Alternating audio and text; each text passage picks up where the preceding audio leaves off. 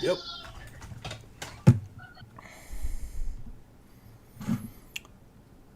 Well, we are live again for the next league match.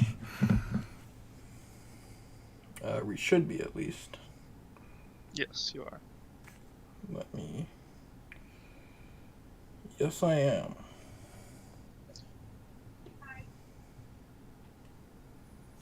Hello.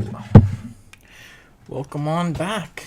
Gonna be casting Tempo versus No Sweat. Tempo being formerly known as Psyduck Nightmare. With a lot of the similar players, but having a few switch ups here and there from Psyduck Nightmare to Tempo. Do you have a lobby, or do I make lobby, or? You make lobby. I make lobby. Sounds good to me. Just gonna turn off this feed while I put, have the lobby code up here so you guys can't see it. Apologies for that, but I'll have the screen right back in a second after I type in the lobby code to Captain's Chat.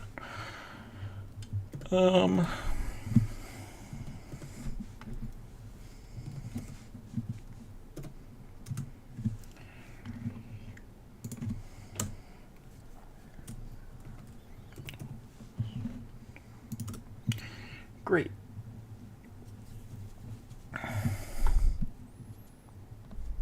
Let me turn the stream back on here, or the screen. Yeah, there it is.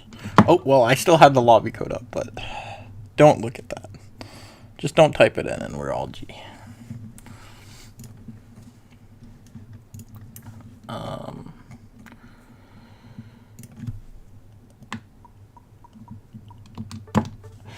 Alright, Mid. I will admit I have been a bad caster on this one, and I do not know that much information on these teams. Do you have any yourself, or no?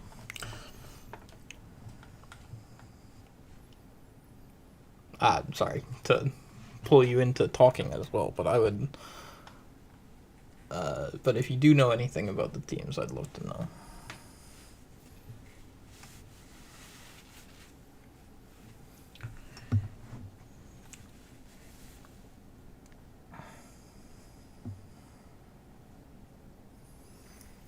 Okay, it doesn't look like it.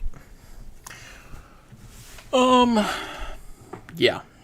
It's certainly an interesting situation. We've got Psyduck Nightmare, formerly known as Psyduck Nightmare, now going by Tempo, I believe. Gonna be here for this game versus No Sweat Pokemon. I think they have played in a few UCSs. Not too familiar, but they, they've been around for a while. I'm not sure if it's the same roster as they've always had. I apologize to people who might know more about No Sweat. If you do, make sure to let me know in chat. Any notes, comfort picks, anything that might be interesting about them. But I just am not super aware of what's going on with No Sweat here. I've seen them in a few tournaments, but I have never looked into them too hard. Definitely going to be fun to see them against Tempo here, though. Tempo is a solid... Just so you know, No Sweat will be first pick for the game one. And, No Sweat will be first pick, alright. Tempo will be second pick, and then after that, it's just same thing as UCS, loser gets choice.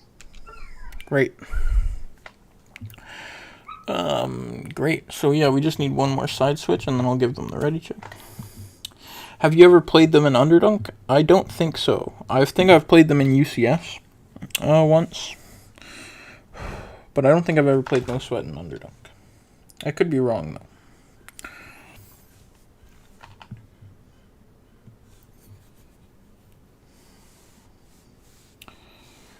Who do you predict will win, and with what record? I'm not too familiar with either of these teams, but I'm pretty familiar with Tempo, but I'm not too familiar with No Sweat, so I can't say 100%, but I believe this will be a pretty close set. I think No Sweat is not, yeah, I think this will be a close set. I actually do. I know that they are solid. I think the side of Tempo is also solid.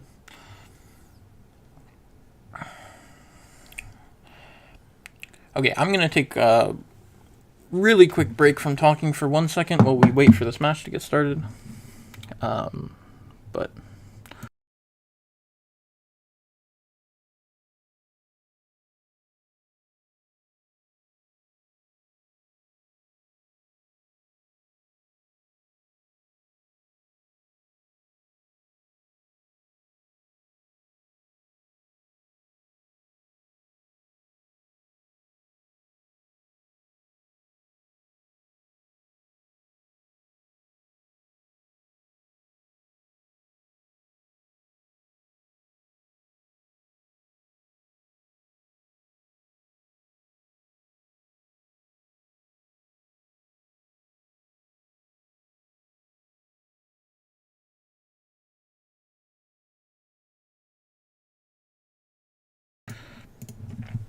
Okay, I'm back here. Just had to go for 1 second, but looks like everyone's on the right side, so I'll ask them if they're ready here. And we can get underway.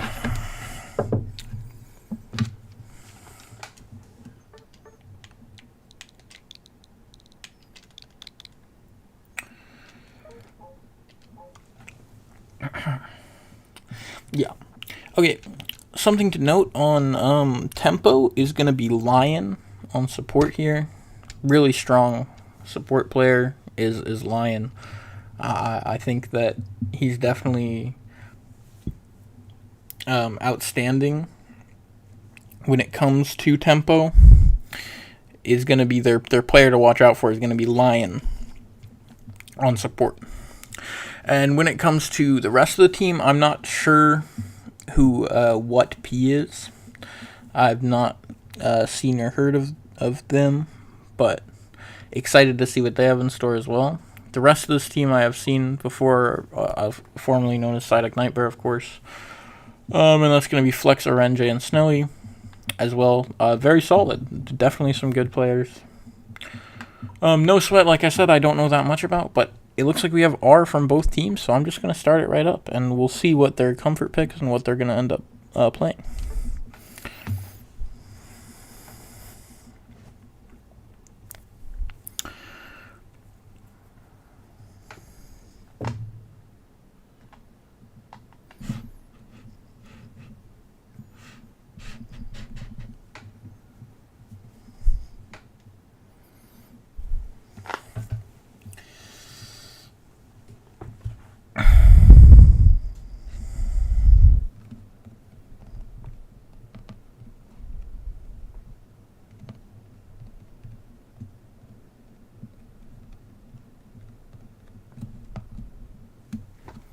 Okay, Charizard ban with the Gyarados. Really interesting from No Sweat. 2 Mons that were buffed recently. I haven't seen anyone pick up Gyarados even since the buffs, but clearly No Sweat are scared of it with the 15% bounce shield, I believe. Where it was 2 seconds longer on the bounce shield is what happened. Correct me if I'm wrong, because I'm not 100% on that, but... And then we have Ho-Oh Suicune, pretty normal bans. This Ho-Oh has been absolutely monstrous since the patch, been played by almost anyone who can get their hands on it. Umbreon is the one piece selected for No Sweat. That is really surprising to me. It's an interesting draft line in both bans and the picks so far from them. And we see pretty normally with the Snorlax and the Cream here. Going into Buzzwole Hoopa. And yeah, this is a very strange draft line from No Sweat. I'm liking what's going on for, what's her name? Tempo. I'm liking what's going on for Tempo so far. I think that they've got a really good looking draft here. A9 is a strong pick into those 3 as well. Gonna be hard for the Buzzwole to deal with the A9 here. Clearly what it's picked for is the Buzzwole. Top lane looking like it's going to be Serena Alcremie, though, into a Hoopa Buzzwole. Could get snowballed really easily through the top lane. So that's where I'm scared for this draft for Tempo, is this top lane matchup. Looks really, really difficult. I'd like to see them draft an early game jungler here to like something like Zorak or something with a really strong gank to potentially alleviate the top lane for his top lane. Gardevoir, Talonflame, locked in. That makes a lot of sense. The Gardevoir buffs have seen a small markup in its play that I've noticed, but nothing too insane. But definitely a stronger pick here after the buffs, and the Talonflame, always a strong pick. Leafeon is exactly what I was thinking of, or, well, it's not the mon that I mentioned, but it is similar to what I was talking about, being that early game jungler to hopefully alleviate the topside pressure.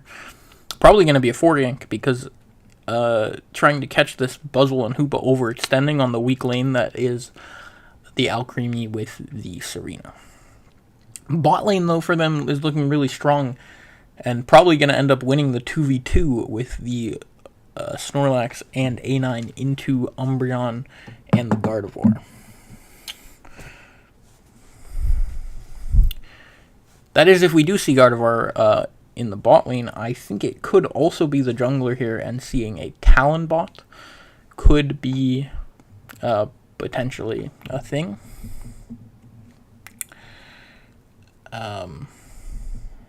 So yeah, we'll have to see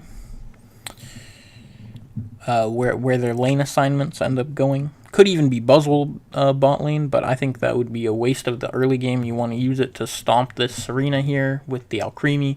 Hopefully going to keep them offline would be the easiest way to snowball this game to a victory. Bounce shield duration, defense, and Aqua Tail damage buff. Yeah, maybe they banned it for the Aqua Tail. I'm not sure. I haven't seen anyone play Aqua Tail since it, so maybe the damage buff was very strong. We'll have to find out. I'll have to find out on my own time, and I'll maybe update you next time I do one of these league matches, or just a stream in general. But yeah, these lane assignments are... Oh, we have a lane swap, actually, from... Tempo. We have a lane swap from Tempo. Getting the Serena, it stacks in the bot lane.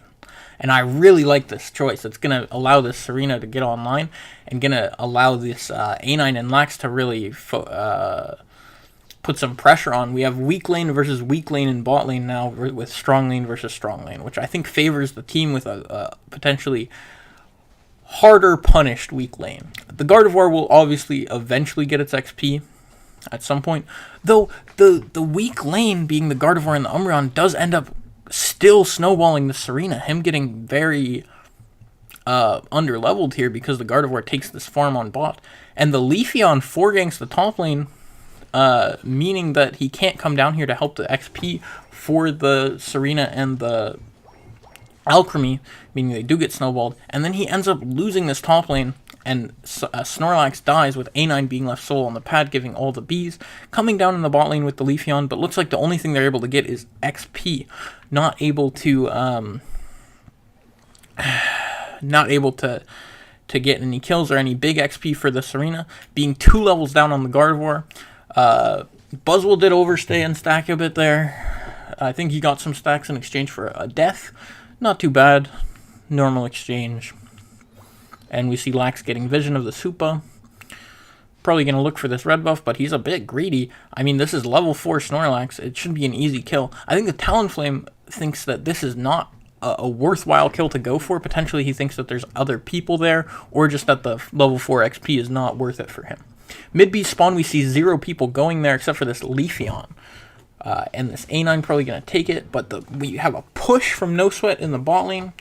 Well, mid XP happens, and that's interesting for sure. We have a push in the top lane now with the Leech Life Buzzwole onto the Leech Life Buzzwole, and the Hoopa porting up the team just in time, probably going to end up killing these guys. The Leafeon ends up going out the back way and makes it out. They do give this Serena and this Alcremie stacks and levels, though, in exchange for getting this top lane play.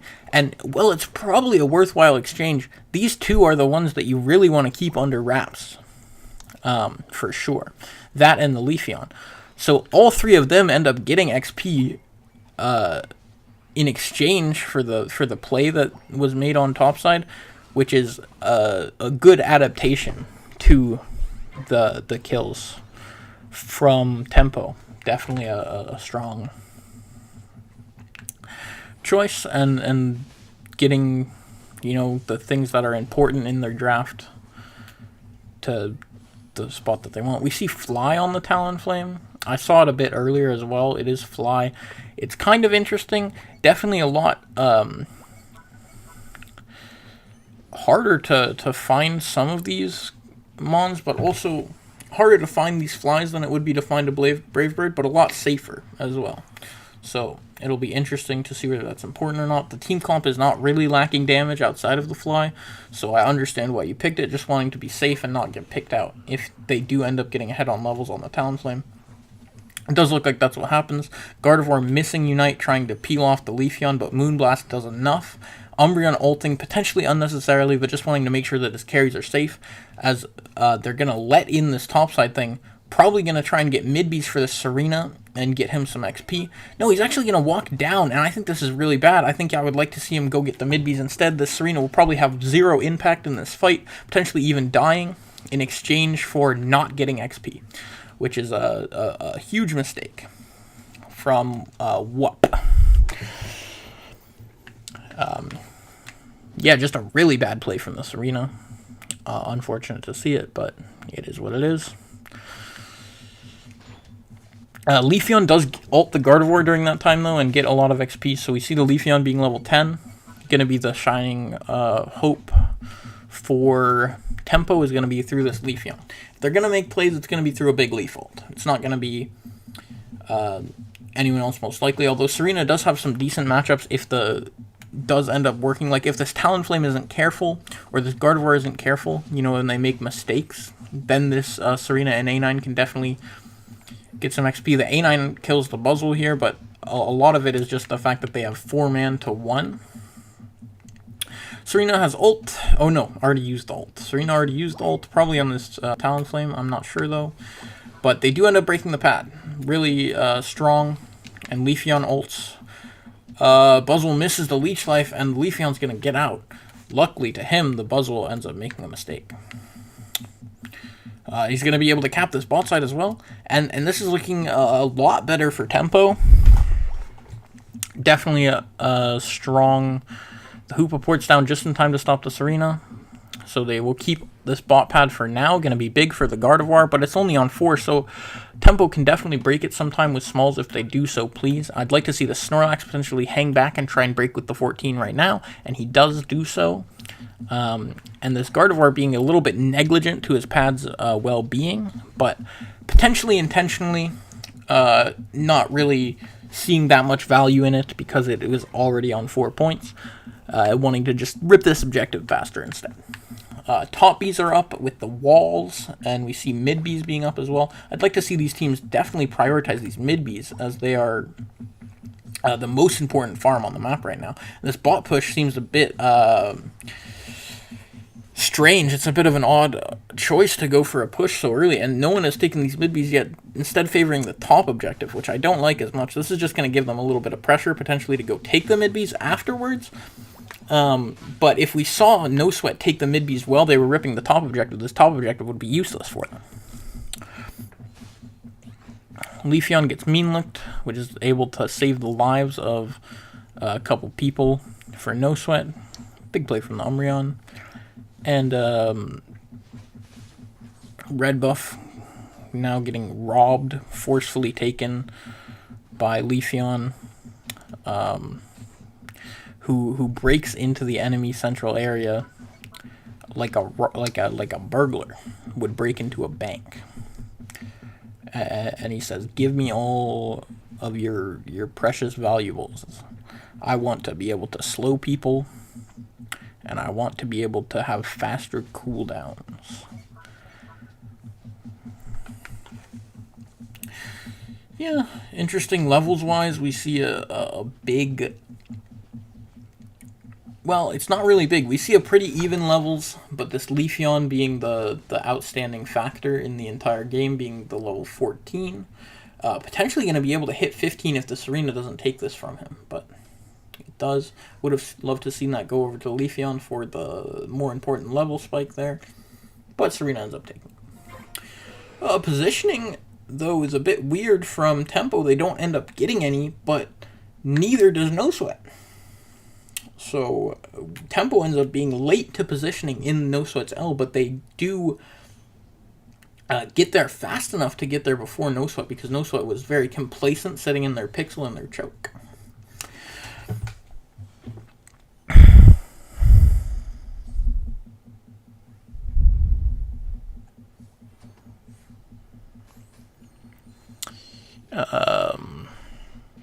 Renjay might be forced to ult here, and he is forced to ult on the Snorlax. I think Buzzle wanted to kill him before he could get that Snorlax ult off, but the ult ends up flipping the script on the Buzzle, getting stunned just long enough to get taken down, and this Talonflame almost dies, but does the Alcremie auto attack following him through the eject and the what the fuck is that move called? Yellow orange thingy that goes zoom zoom.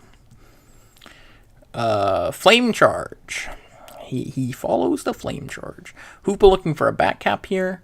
They should know that they're in the lead, but these double caps, or at least one of them going in, as well as this Buzzle covering the cap, is going to have a big implications, meaning that it is on to Tempo to have to do something. But that being said, they're watching caps so heavily that they're entirely forced out of the pip, and now Tempo is just ripping the objective.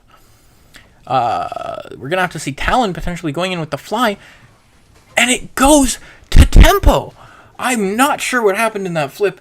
They tried to burst it before the fly could come out, and then the fly comes down after, and still doesn't get it, ending up going to some sort of auto attack or something small. Could still lose the game, though. If this A9 doesn't make it to pad in time, I believe they'll be behind. And I think they are behind. I think they end up losing the game anyway. No Sweat taking game one in insane fashion.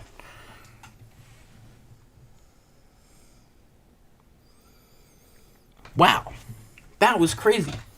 Yeah, the flip ends up working out for the side of Tempo, getting it with some small auto attack thing, but No Sweat immediately runs to their side, thinking quickly. They end up being able to get enough points in from the Buzzle, of course, because I think someone from Tempo could have actually been there to defend, but they were on the home pad instead or something. I don't even remember, man. Too much going on. But that was wild. If the A9 potentially had walked straight to home instead of going to bot pad first as well, I think they would have won by 1 point. So it's a big mistake from the A9 and the Snorlax, I believe. Not the Snorlax. Who was it? I don't know. I'll just say the A9. I'm pretty sure it was only the A9 making a big mistake there, ending up walking to this bottom pad goal zone and unable to score his 100 in the end, which would have put them in the lead. But yeah, that's what I was saying when I say this could be a close set, is that was a really, really back and forth game one. We saw No Sweat winning in the beginning because of the Gardevoir and the Umbreon lane being really good for... Because the Gardevoir and the Umbreon lane ends up gapping the Serena in this lane phase, and then the top lane doesn't end up going so well for them either, so we saw No Sweat winning in the beginning, and then Tempo able to claw it back and be ahead going into the Rayquaza, and No Sweat winning the first team fight just enough to get some caps off, and put themselves in the lead, which then forced Tempo to rip the objective with a few seconds left, and it goes over to Tempo, but then they run and cap. Huge, a very exciting game. I don't know, just a small recap there, but that was a doozy.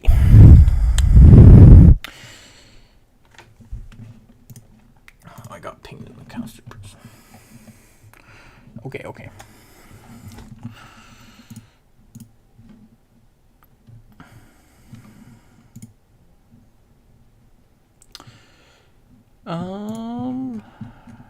yeah, I'm not sure any analytical thoughts. There's not a lot of thoughts going through my head at any moment, but certainly right now I'm a bit jarred, a bit taken aback, so I'm not entirely sure if I have any analytics or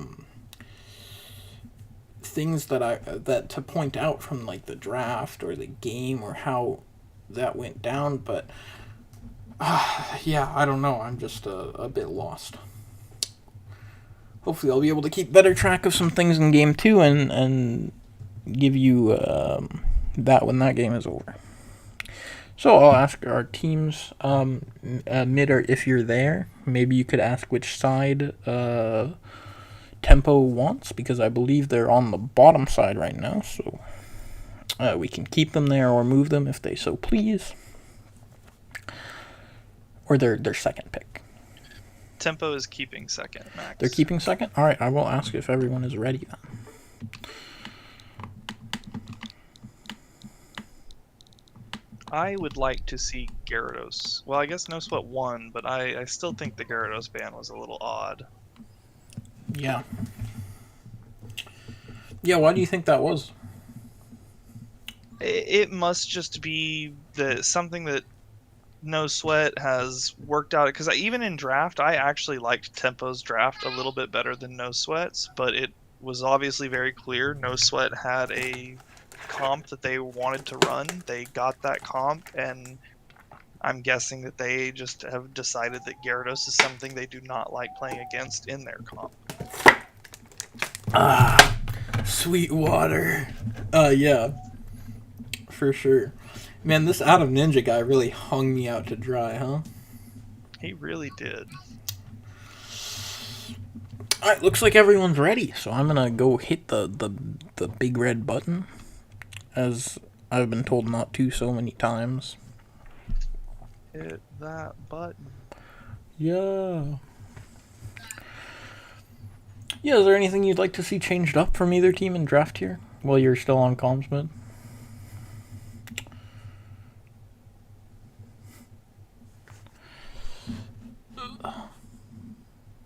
I'll take that as a no. Sticking with the Gyarados ban with the 1 ban is very curious. Looks like they're going to change the Charizard ban, but not the Gyarados. Potentially. Nope, they're going to ban the same things. No Sweat seeming very comfortable in the draft line that they had initially. Probably gonna look for something similar. And it's going to be on Tempo to change up the draft here.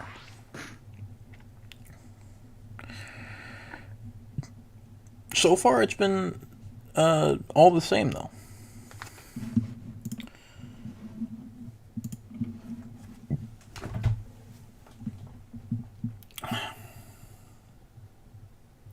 Yeah.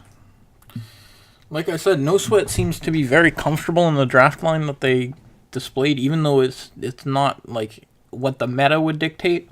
It seems to be what they like, maybe a little bit counter meta and just, you know, something they're really comfortable on, confident on in this meta is this draft, and they're running with it. The Hoopa stolen away by Lion. That Hoopa was a big part of No Sweat's rotations and macro in Game 1. I believe it was Hyperspace. I'm not dumb, so it definitely was. And they used it quite a bit, actually. There was multiple pad pushes that ended up getting shut down by that Hyperspace hold. Eldegoss picked up, even with the Psyduck still in the game. So yeah, clearly a good take on the Hoopa, taking away the comfort for No Sweat. And I think that's a really strong adaptation in this draft, is to take that Hoopa there.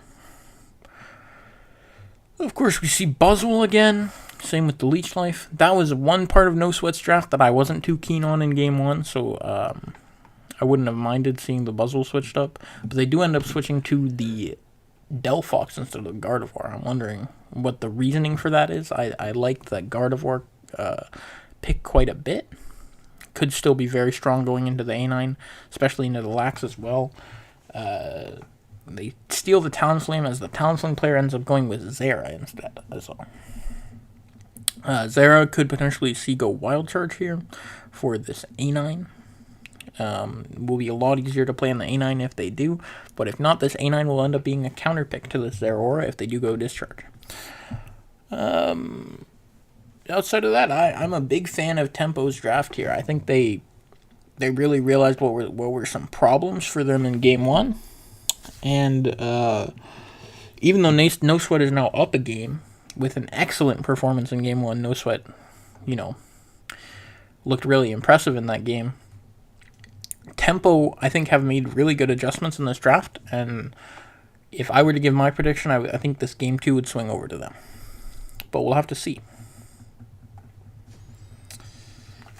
Heading on to the loading screen, I'm curious if we see any badges here.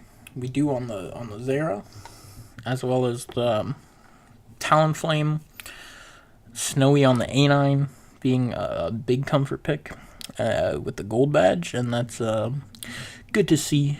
I mean, I think the A9 is a strong pick in this draft either way, so seeing that they have good comfort on it is, makes me confident that this A9 will put in work. I mean, the bot lane matchup looks hard if it is the A9 lax in bot lane, and I think they will not opt to lane swap this time. They will probably keep their A9 and lax in the bot lane, and it could be very hard for this Delphox and Umbreon to play the game versus A9 and Snorlax.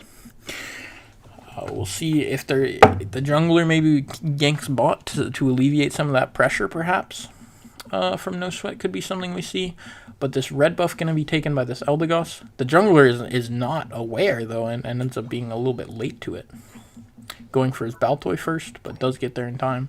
And actually, I believe that might have been part of the strategy, the Eldegoss being able to leash it a little bit further because of that. But is allowed to get to lane a lot later as well because of the jungler's thing. So this jungler will end up clearing to bottom path a lot sooner than if he was had cleared the red buff first with the Eldegoss, but the Eldegoss makes it to top path later. And I think that is what they want, as this bottom path is a huge contested point. So they wanted to be there earlier, but they don't end up doing anything with that time as the Umbreon dies while the Zera initially shows up. And we have double bot ganks. Tempo realizing that the gank was going to come to bottom path here because it is the weak lane and they wanted to supplement it. They do end up ganking back and keeping their lane ahead in the bot lane here, as well as top lane picking up kills on the Buzzwole. Didn't quite get to see all that went down, but this Lucario hits 5 for the bees, and it's going to be 2 30s dropped in here on this top pad, making it go down huge, and it's going to be big stacks for both Lucario and the Talonflame here. Huge swing over to Tempo, with the Buzzwole still being only level 4. Talonflame potentially going to invade and look for this blue buff. Is what we see. He's being patient, though. Snorlax will look for the Heavy Slam here, and the Talonflame will follow up with that fly. The Heavy Slam nerf, again, would have killed if it was the initial Heavy Slam damage, but the nerf means that it doesn't end up killing. And they do spot the Snorlax, but the team is close enough by that this Delphox doesn't greed for the lax and ends up wanting to keep his life instead, and he does manage to do so until the Talonflame hits the eject button on him, but Zera, with Volt Switch damage, is just able to do just enough damage to take down the Talonflame, since he leaves himself with no escape options after using that eject button to go in and get the Fox. Is a very favored trade for No Sweat, being Talonflame for the Delphox, although this Delphox is still very far behind, and we'll need to see it get level 6 soon, hopefully.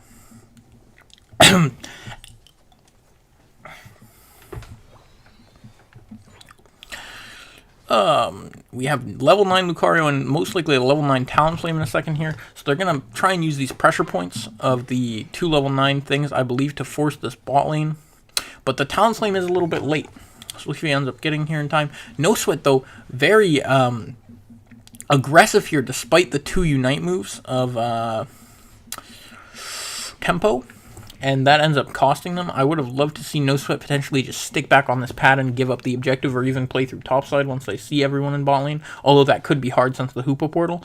But either way, I would have loved to see them just stick on this bot pad and potentially give up that objective, realizing that they can't really fight for it versus the 2 ults. Now that leverage that they got from No Sweat overextending for the bot objective leads them to take away the jungle and many other resources. No Sweat still not having an ultimate yet. And there's 2 more. Talonflame not even having to use it initially, as well as the A9 now, with the ultimate being level 9. We could see them use that to win both lanes here and break that pad as well.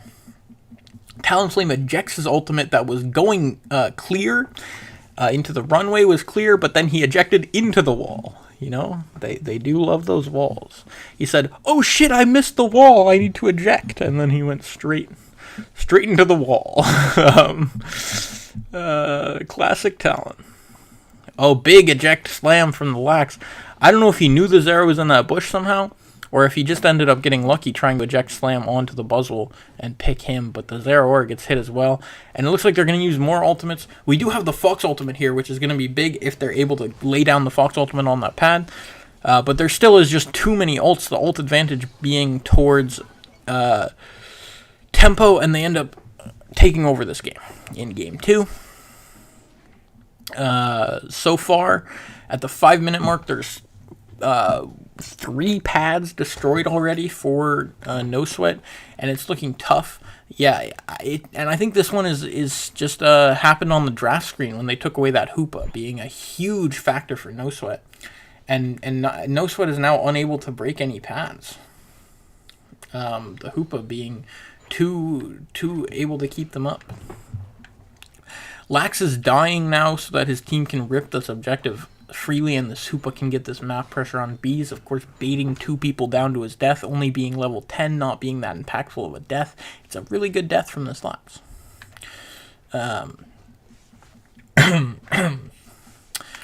Got mid Bees being taken down by the Lucario. It's a strong choice from him. And Hoopa just staying in this top lane. We do have the ultimates now for No Sweat, and potentially could look for a skirmish here, but they've already recharged again for tempo, so it would be ultimates versus ultimates. I'm using my ultimate attack! Is what No Sweat is hoping will end up happening for them, but they're not able to use them effectively. And the Lax ult comes down, and the Talonflame finds this Delphox. Yeah, No Sweat ended up being too pushed up, looking for some sort of skirmish to potentially get back into the game that they don't have anywhere to push back onto, like any sort of pads, so they just die once this fight looks a little bit bad for them. Once one wrong mistake is made in that fight, it's impossible for them to have any survivors, because there's nowhere to retreat to. So, yeah, we've seen Snowy, I think, on this A9 has been a huge factor as well. That's something I would definitely shout out, as well as this Hoopa draft, is I think the combination between this A9 play with the Lax and this Hoopa draft has been the big reasoning for this game being such a difference compared to Game 1. Game 1 we saw being very, very, very close. You know, and Game 2 swings in the direction of tempo. A lot of it was on the draft screen, but this gameplay as well. The gank on bot from the Talonflame, I think, is one of the biggest reasons as well. The Talonflame having really good awareness there to gank the Delphox in the lane and get his A9 ahead, which the A9 has used to snowball a lot of this game, along with the Talon itself and this Lucario and Hoopa winning the bot lane, the top lane 2v2 in the early game as well. So just winning everywhere is an easy way to snowball the game, is when every lane is winning. Hoopa's looking for a Yamada, I believe, which is of course when you port everyone to the center pad. But it looks like it's going to be a fake, and they're going to rip the Rayquaza instead with this Lucario ult, likely looking to secure. Buzzwole has one range move with the ultimate, trying to go over, but he misses it. The secure range, just out of his range, he goes way too early, and Lucario and A9 are able to close out the secure together with a big burst. and it's a really really clean game from Tempo. We see them with the fake Yamada and plenty of other stuff, making the game look easy. But I'm excited to see how No Sweat bounce back in this game too. Maybe we'll see them not ban the Gyarados, or pick the Hoopa with the 1P, or maybe even select the second pick from the side. There's plenty of things they could do to potentially bounce back, and I think they showed a really strong showing in game one, so I wouldn't count them out at all in the rest of the set. Oh shit. I almost just ended battle because I wanted to stop spectating. That would be really sad. Yeah. Yeah, we see a push, but it's not gonna do anything. Unfortunate.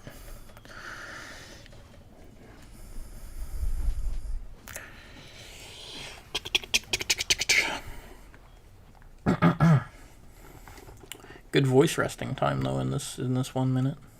That's what I'll use this end of game time for. Good time to rest the voice. I've been talking too much.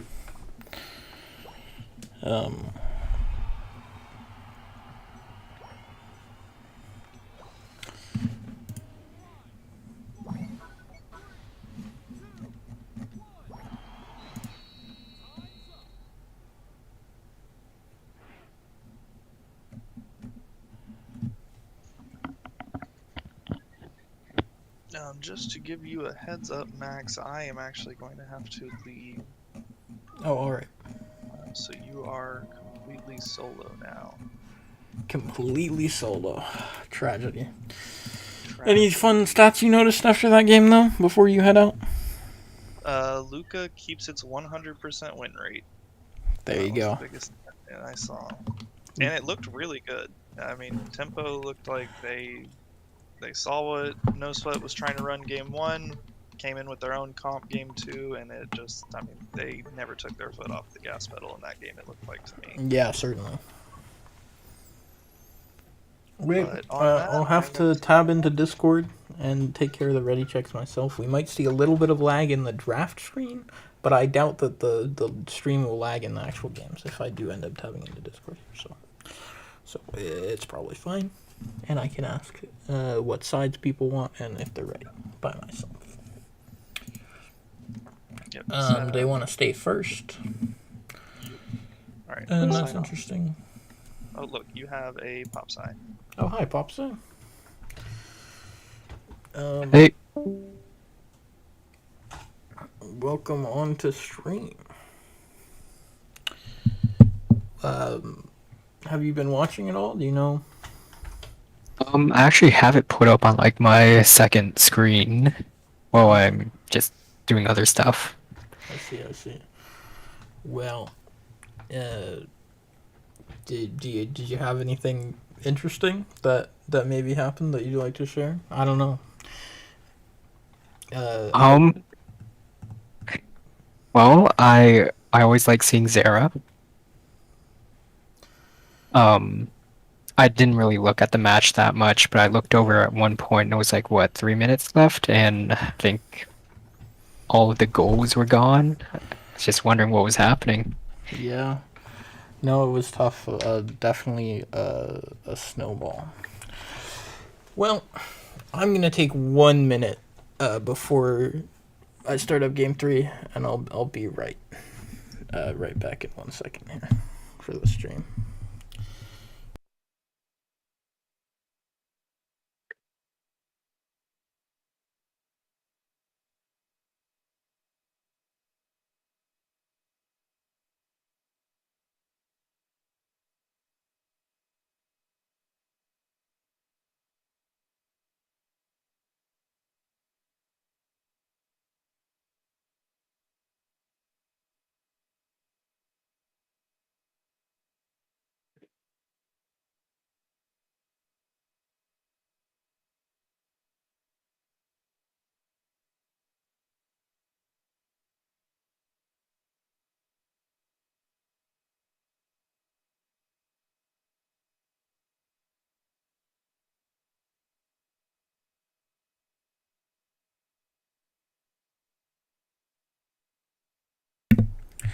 All right. I will just check if the teams are ready now, and then we can get underway. In the game 3, set count is currently 1-1. So we'll have a game 4 no matter what, and if both teams take one each in the next 2, it'll go to game 5, which would be the first ever game 5. If it does end up happening, as there have only been 3-0s and 3-1s so far. I believe there's only been 3-0s and 3-1s. Yeah. Yeah. So that'd be the first game 5 if both these teams take one game in the next 2. It would go to the first ever game 5 for the Zygrade League.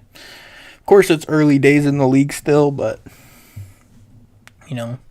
it'd be a cool turn of events to see the first ever game 5, and it would definitely hurt my voice. So hopefully, I'm hoping for a game 4 here. But could definitely be fun either way.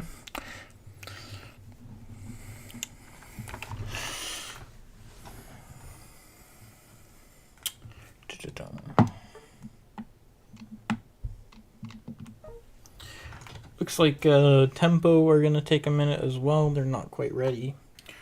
So we'll start in a minute. No need to filibuster the time. So, it looks like they already said ready. So I'm due to just start it up. Let's go. Game 3 draft. Excited to see how No Sweat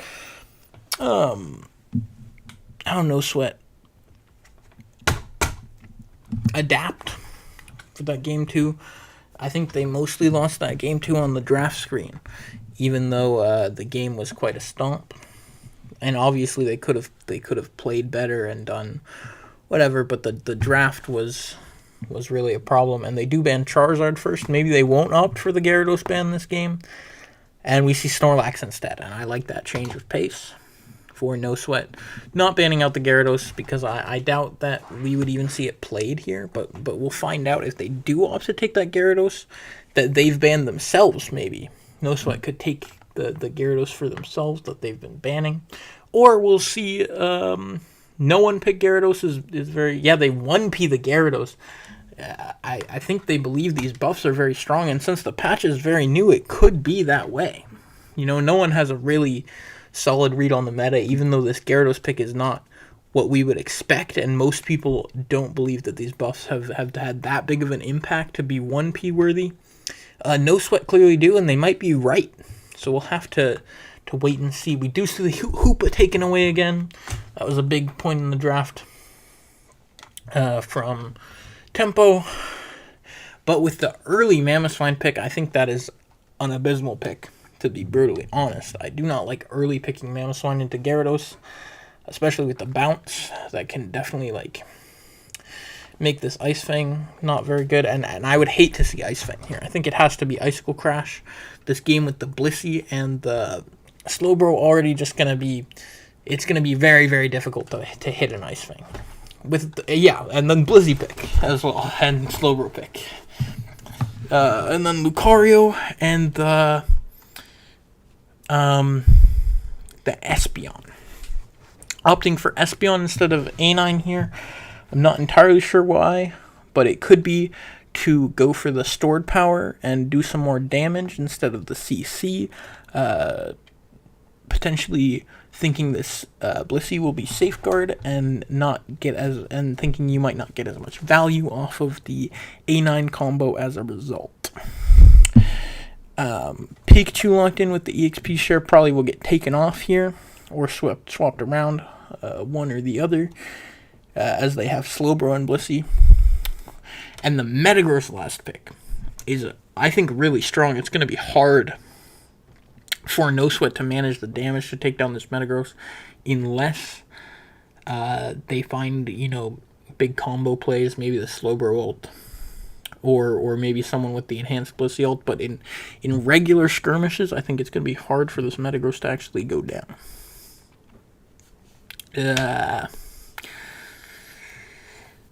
Yeah. the Espeon actually looks really great, having a bit more, kite ability than the A9 pick, I think is really favored here.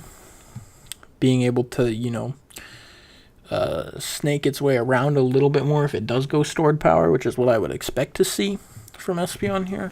So if this Espeon is the stored power, I think it is a strong adaptation to move off the A9 and onto the Espeon. Having a gold badge on both, another reason for why they might want to do that.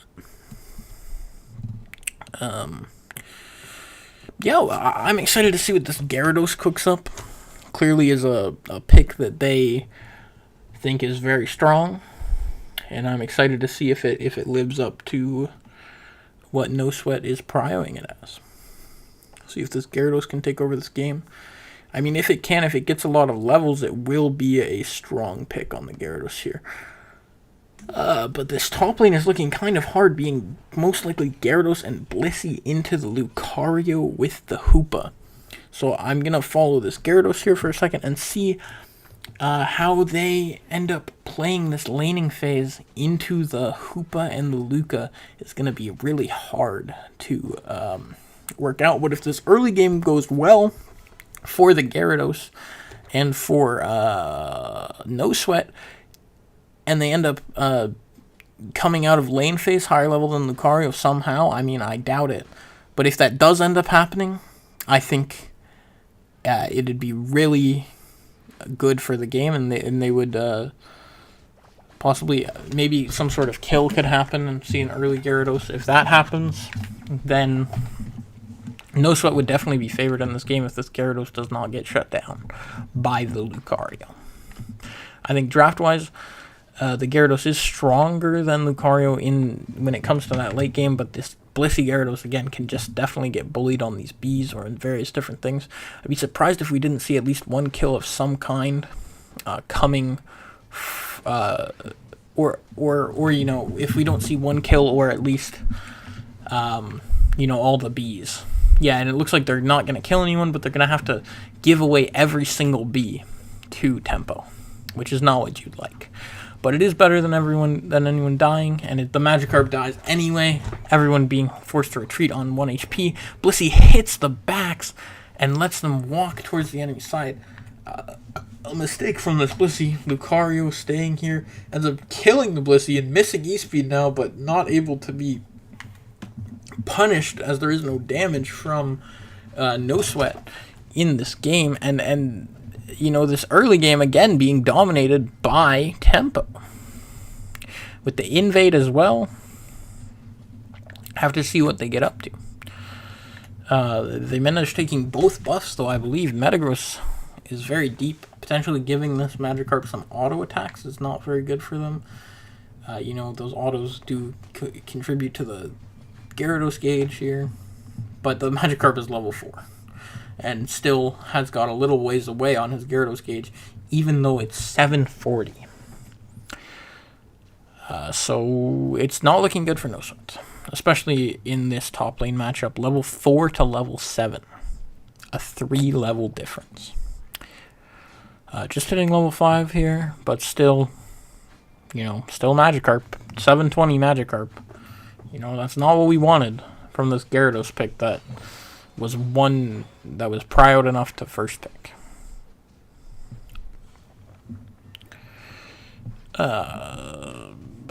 But I'll pan over to this bot lane. This is obviously just going to be not able to be held by this Magikarp and Blissey, and not sure why they even tried, so no point in looking at that.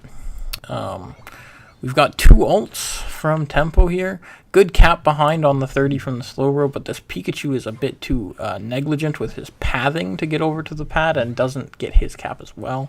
Going to be using Volt Tackle. Metagross ult goes down, gets the kill, which of course resets the ult to some percentage. AJ would yell at me for not knowing, but Metagross ult gets reset to like half or something. I don't even know, for getting the last hit on that kill, which means it'll be back up very soon.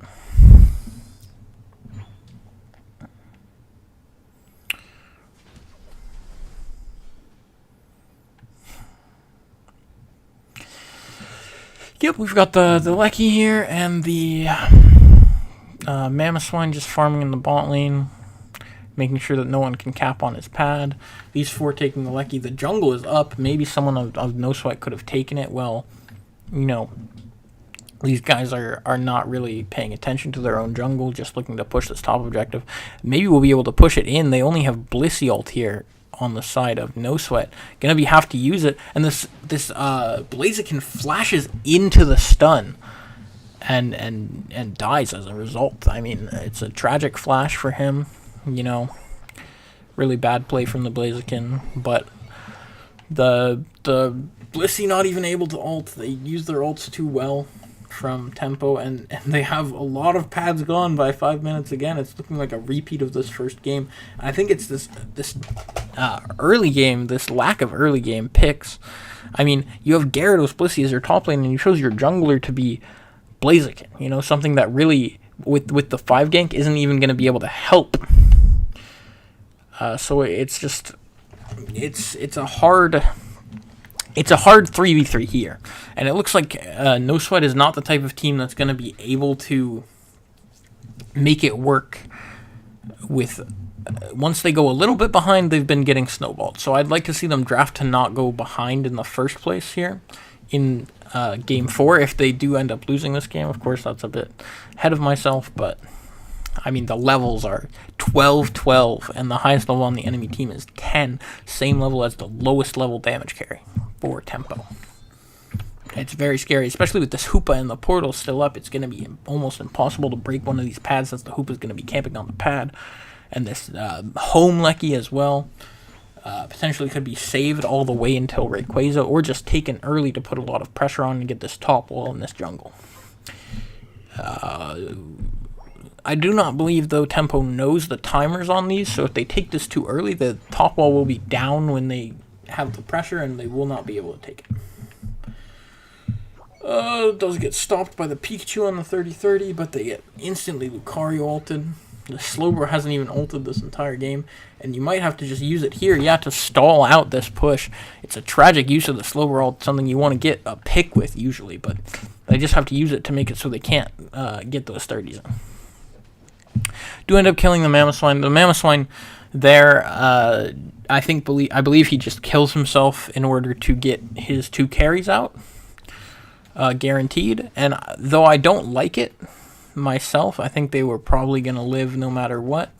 I do understand the idea of wanting to just say, hey, you're never going to catch one of my carries. We have 5 people bot lane here, and Hoopa was off the pad for 1 second, and that's just enough of a mistake from the Hoopa to actually see one of these T1s go down, which is really, really big for Tempo. Probably going to look for this mid-Bs, or should be looking for these mid-Bs right now, but instead one should obviously hold this, but we have so much farm. Would have liked to get these mid-Bs into jungle / bot wall, top wall Bs, but they end up giving the mid-Bs over and just going to focus on their jungle and bot wall and top wall and Bs, which is not bad by any means. They do still have a lot of farm, and they will actually get decent levels and not the worst score lead. This is very playable for No Sweat, and they really do have a strong chance here, actually. Does look like the bounce buff is what they were thinking was really good, not the Aqua Tail buff, as the Gyarados is bounce and Dragon Breath here. But yeah, Slowbro gets picked trying to walk into pit, and it's going to be really hard to position. Again, we could see them walk through topside here, and then potentially try and single out a target in this topside, but they're very split for No Sweat, whereas Tempo is playing rather together, which is good for them here. Mamoswine picks this Pikachu, and they have to Blissey ult the Pikachu. The Blissey ult does crash into a lot of people with this safeguard as well, though, and they're very low for Tempo, but just not able to be KO'd. It was a close fight in the end. No Sweat almost made the impossible happen. I mean, just a little bit more damage on a few of those mons going down before they could kill Tempo's mons themselves, and maybe we could have seen it go the other way, but unfortunately, this Rayquaza, especially with the point lead that we already have, is just going to seal up the game for Tempo. And Tempo are going to take game 3. Going into game 4, 2-1 up on No Sweat. I will say, though, I would like to shout out Snowy for Tempo here. They have done a really good job selecting their picks with the A9 in that game 1 as well as the Espeon here. I think both of them were really good draft angles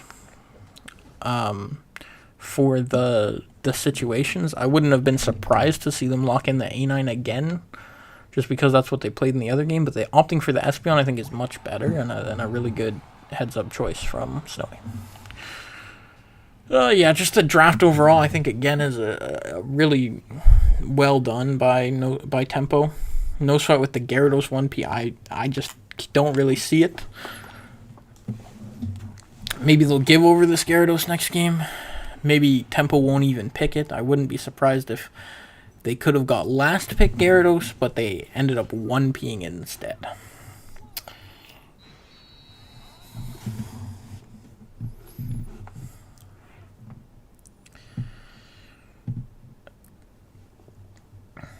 Yeah, looks like we've got at least one more game here. The game that decides whether we'll have our first game 5 or whether we'll be stuck at or whether we'll be waiting for next week, I believe, unless there's any games tomorrow. But I don't think there is. So the game that decides whether we're waiting for next week or whether we'll get our first game 5 today, right now, will be happening in just a few minutes here. Yeah, I'm curious to see whether they choose any side selection, whether they're going to stay first or opt for the second pick, whether they're going to maintain with the Gyarados 1P/ban, or whether they're going to realize that potentially this prioritization of Gyarados is a little bit misplaced. We'll have to find out in this next draft screen.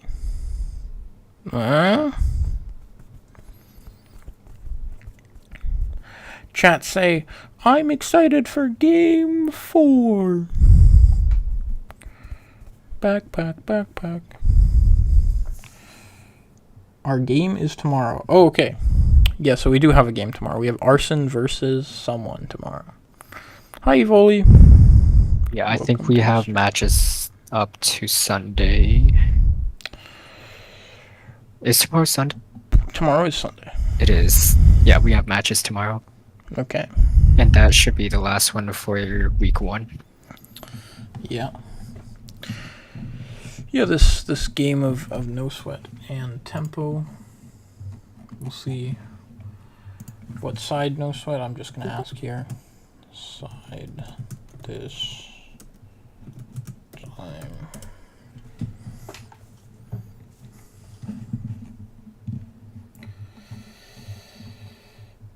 But,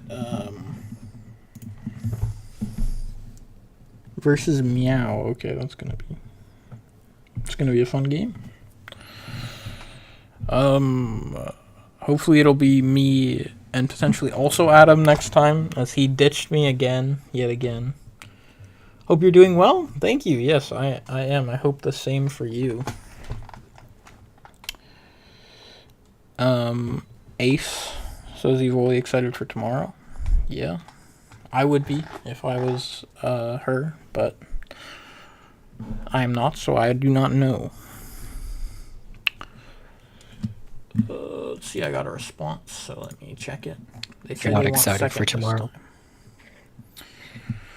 So it looks like they're just going to swap sides, and No Sweat will take second pick.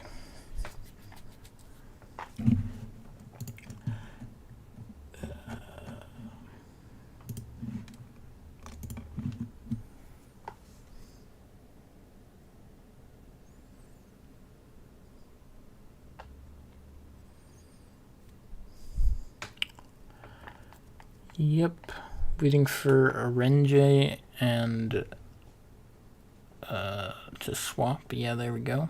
So now I will ask if everyone is ready on these two teams. And we'll start our game 4.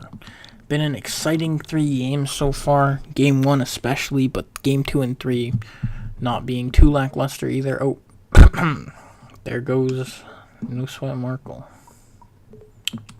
Gone.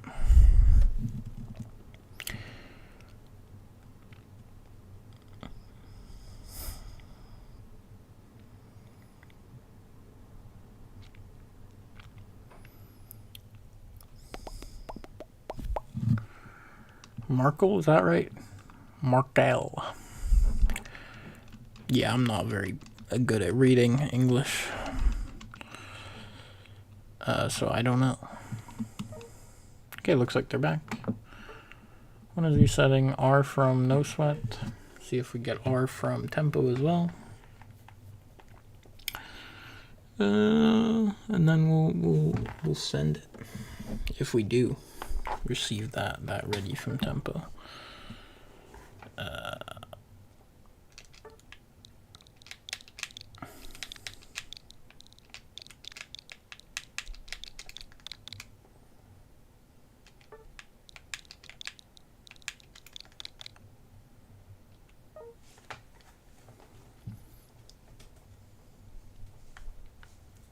All right. Let's get into draft for game 4. Curious to see what No Sweat does. Curious to see what Tempo does. Tempo, of course, seemed to be just adapting on the fly. You know, No Sweat in game 1 had their number, and then Tempo adapted really well in the draft, taking the Hoopa and a couple other things. But then No Sweat, you know, in that game 4, they make a couple adaptations with the Gyarados, but they make a couple adaptations with the Gyarados, but they don't. But then, Then Tempo adapts right back and doesn't play into the same draft like No Sweat did. Suicune versus Ho-Oh, what do you think is better? I don't think it matters because they're both banned out here. But actually, I think it's close. I'd say probably Suicune. But the Ho-Oh has been a very, very good pick after these buffs in the patch notes. And the Hoopa ban from No Sweat, they don't want to play it. They don't want to play into it. They want a no Hoopa game, as they haven't been able to break a pad since this Hoopa has been taken by Tempo. Tempo taking the Lax with the 1P, and we'll see what No Sweat opt to in these 2 picks. Maybe a Gyarados or a Charizard based on what they've been banning so far. The Charizard is banned out. My bad. Never mind. Maybe a Gyarados pick based on what they've been banning so far, but we'll have to see. And the Umbreon pick that we saw in game 1 and 2, early picked, has been picked again, as well as that Buzzwole. Probably going to go with the Leech Life, like we saw in game 1. Early Lucario pick, and the Alcremie. The Alcremie pick is interesting, though. We saw them lose with Alcremie in game 1. And then adopt to not take it in the next 2 games. Maybe we'll see them lose with it again, or win with it this time. And Comfey, Sylveon, probably looking at healing Comfey so far, but maybe they'll pick a better target for Sweet Kiss in the last pick, or just opt with that healing for the Sylveon perhaps playing together. As we see, Cerulege picked up by Tempo. Gonna try to have some impactful unites on that Cerulege. And then the unite button is definitely the most important of Cerulege. But if this Zoroark does happen, we'll have to see how well they can play the Comfey Zoroark, but they don't. They opt with Greninja. Greninja, not the most well known as a Comfey target, but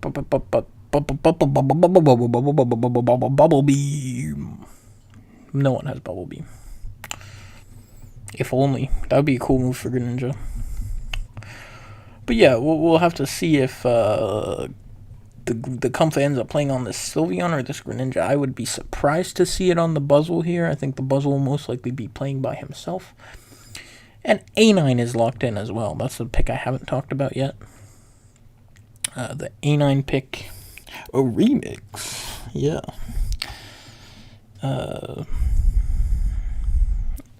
Yeah, I signed up here to be a caster and DJ for you. For you all. A9 again, though, is strong. Gonna be into the Greninja and the Sylveon. I think this A9 is likely going to be able to get this Greninja's full heal so that the Cerulege can ult him, or vice versa. The Cerulege will be able to get the full heal with the Unite so that the A9 will be able to stun them later. And this Greninja has one full heal to go around, so we'll see how they end up using that full heal. Going to be an important part of this game is the full heal on the Greninja. Surprised we don't see it on potentially the Sylveon as well, but opting with the X speed.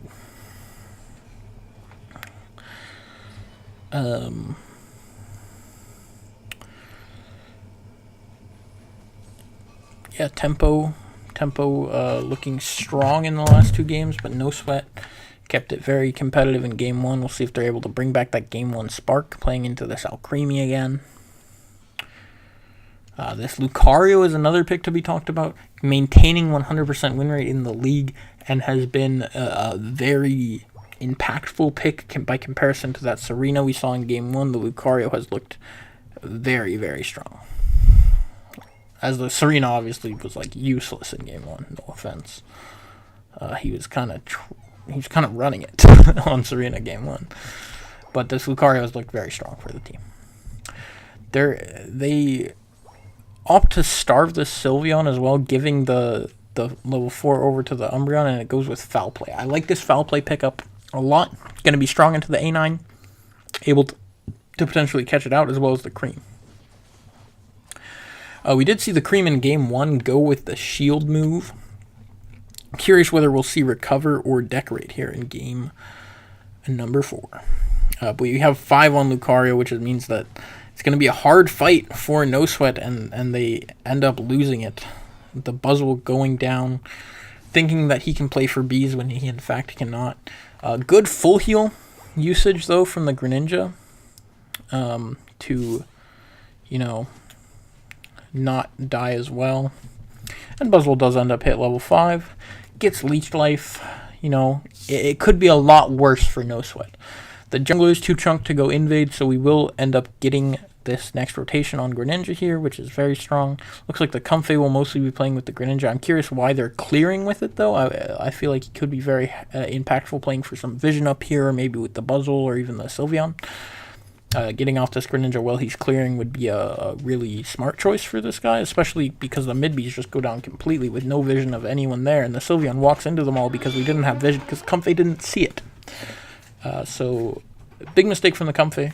This Comfey is trolling hard, but it is okay, as we're looking for a cap to get our level 7. We know there is no one here, so this cap should go in. And we drop that pad down to 20, and we get our 7. Of course, our bot pad is now looking at 16 left on it, which is very scary. And the Cerulege has a lot of levels, being level 8, the highest level in the entire game. But Greninja ends up getting a kill. It's going to be big. He's most likely playing the Bracer. I didn't pay attention that much to it, his item build, but if he is Bracer, that kill on the Snorlax is going to be really good for the rest of this game, as he's probably playing both Attack Weight and Bracer, if I was to imagine, to scale into this late game and make sure he has the highest execute damage on the Surf. Level 9 on Saru means they're probably going to be able to force the spot objective pretty well. If it ends up being contested, they can just use the Cerulege ult for secure on the objective, but it's not being contested too hard, so he opts to just secure it with a Psycho Cut, which makes a lot of sense. Umbreon ints his life away for the objective. Maybe if it was Dreadnought, that would have been a good idea, but he's living a bit in the past with that. And that's what I mean when I say the full heal is going to be impactful on this Gren. He almost lives because of it, but managing to dodge the damage on the Cerulege ult, of course, being the reasoning for him almost living with the full heal, but not able to. Still dies. Flame Charge being a lot of the culprit. I think this Flame Charge pickup is a big move choice. Oh, Greninja not able to go through the wall and chase the Cerulege, and Cerulege ends up making it out. Alcremie being the only casualty of that Greninja ult. But yeah, Flame Charge I think is a big, strong choice here in terms of moves for the Serledge, because the Phantom Force, despite being able to dodge things like potentially a Leech Life or something, being able to dash around and have more kite ability in this, well, kite ability I guess is a bad word, having more movement potential, despite having less invincibility potential, I think is really strong here, as there is a lot of things that you don't want to be close to. Like, namely this Buzzle. I think it allows you, it's easy to not get picked by the Buzzle with this Flame Charge, because you never have to be close enough to it. And they just end up pushing this pad as well. Sylveon's going to get some Consolation Bees, but it's not very grand over here. They're going to invade the jungle, take the blue buff. You know, plenty of other stuff, and Sylveon's not even able to take the big bee before he has to get out of there, as these guys are coming down for that bee. We're going to have to see some sort of team fight one from No Sweat if they want to get back into this one, I think. Although it's not looking quite nearly as bad as in games 2 and 3. Those were both, you know, really bad, but this one is looking a bit less bad, and I think it's a lot due to that Hoopa ban. I was a big fan of that on the draft screen. I think banning out that Hoopa is what has led them to a small amount of success this game, even though they do still be quite behind. Umbreon opts to score 12 instead of reset, and I think it's a big mistake here. This Umbreon could have been here in time to get the stop off on those caps and allow the Buzzwole to come as well. But he's not able to get there in time because he chose to cap 12 points. So it's unfortunate. Gren being jailed here, but is going to be able to kite out through the top side. Unless he greets too hard and potentially gets blocked in again here. But he doesn't. The Snorlax probably doesn't have block on the cooldown and is forced to ult. Well, not really forced. He chooses to ult for no reason, to be brutally honest. That was a very unnecessary ult, but does make up for it by finding the pick on the Greninja with the Comfey. His team ends up collapsing around him, trying to save him and potentially turn it into a good fight with the Greninja being picked out already. But they're not able to get there in time or have the right cooldowns or moves to save the Greninja and turn the fight. So they end up losing their lives along with him, and it's a tragedy along with them. Yeah, and this jungle is getting forcefully taken again. Umbreon sitting on pad to potentially cover these bot lane caps if they do end up attempting them, but it looks like they're just happy enough to rob the bees. If No Sweat was beekeepers, they'd be very mad. They'd say my livelihood has been taken away. But they're not. They're not beekeepers, they're Unite players. And they're still reasonably mad that the bees have been stolen from them, but not quite as much as if they were beekeepers. Orenje positioning here, maybe going to be able to catch out this Buzzle, who is higher level than, despite being EXP share. This Buzzle lower than both the EXP shares for the enemy side, having a very bad game on the Buzzle, not looking very strong. That being said, Snorlax is still here. He knows that they're in there. He's just waiting for his team to position around him so he has a chance to pounce. Looks like he might get found out beforehand, but the Greninja just positioning in the choke, not checking the L, and is safe to go. He still knows where this Buzzle is. He could slam him at any moment. Potentially into this A9 combo is what I would like to see, a slam on this Buzzle into A9 combo. Could be very strong. Greninja potentially looking for a back cap, maybe trying to put his team in the lead, but he doesn't realize that they are actually, it should have called out that they have a huge lead for this other side here. The Comfey ults preemptively. The Greninja is forced out his full heal before the Serledge ult, which is going to be potentially impactful. The Serledge is able to land his ult upon this Greninja, and we'll have to see. Yeah, Serledge ejecting his ult onto the Greninja there. I don't know if you caught that, but the Serledge actually uses the eject button to catch the Greninja, and that's going to be the fight one. It's most likely going to be a 3-1 result for Temple, unless we see Umbreon come in with the steal, and he does! Oh my god, the Comfey as well with the shield and Buzzle. These two shields are going to be very important. Comfey, I would like to see resetting potentially instead of this 15 cap, but they're not going to end up going to punish it. And maybe noticing these points here, we could get more picked up, and then potential cap as well as the 30 coming in, potentially noticing these points in the bush as well could be big. And we can give this pad. We don't want to lose our lives for it, as we want to be able to defend the home pad, but he ends up going back in, losing his life for that, and not being here to defend home is detrimental and probably going to lose them this game. Yeah, Comfy Health is not enough. They're going to have to go again, being 300 behind here, roughly. But they do have 20 seconds, just barely enough time to run over there. Maybe we could see a double over on bot side as well as one on the top just in time, but I highly doubt it. And it looks like this game is going to be in the favor of Tempo. No Sweat, unfortunately, falling a little bit short even after that Rayquaza steal from the Umbreon. Yeah. It's sad, really, but they do end up having a Game 4 set. No Game 5. Our first Game 5 will have to wait until later. Potentially tomorrow, as we have another set coming in tomorrow. Team Arson versus Team Meow. Be sure to stay tuned until then.